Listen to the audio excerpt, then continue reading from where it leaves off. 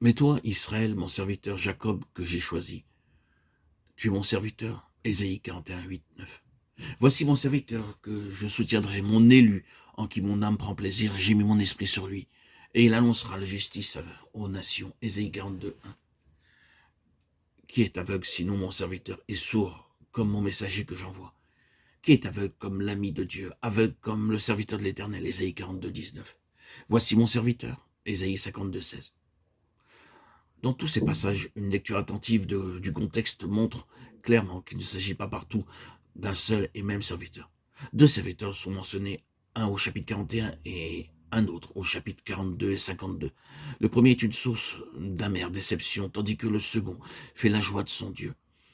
Ils sont des instruments, l'un de défaite et d'opprobre, l'autre de triomphe et de gloire. Avec le chapitre 40, on voit s'ouvrir de nouvelles perspectives. Promesses de bénédiction, certitude d'un avenir meilleur, surgissent inopinément. Mais tous ces espoirs sont fondés sur l'œuvre du second serviteur. C'est lui qui est à la fois le garant et l'artisan du nouvel ordre de choses. Et si les nations doivent en bénéficier, si leurs désirs doivent se réaliser, si la justice doit leur être assurée, ce ne sera que grâce à ce serviteur en qui Dieu a pris plaisir. Le premier serviteur a failli à sa mission et sa banqueroute se ramène, somme toute, à une seule faute qui embrasse toutes les autres, l'idolâtrie. Le mot recouvre une foule de choses. Dans l'Ancien Testament, l'idolâtrie est simplement le culte offert à des idoles, dieux de bois et de pierre. Et la plupart du temps, même de nos jours, c'est encore là la seule idée qu'on se fait de l'idolâtrie. Mais le Nouveau Testament établit clairement que c'est dans le cœur ou dans l'esprit que l'idolâtrie a son siège. Le mot a donc une portée infiniment plus grande et notre définition doit s'élargir. La cupidité, nous est-il dit, est une idolâtrie. Ce qu'est l'idolâtrie et où elle conduit. Un cœur partagé. Voilà en deux mots ce que c'est que l'idolâtrie.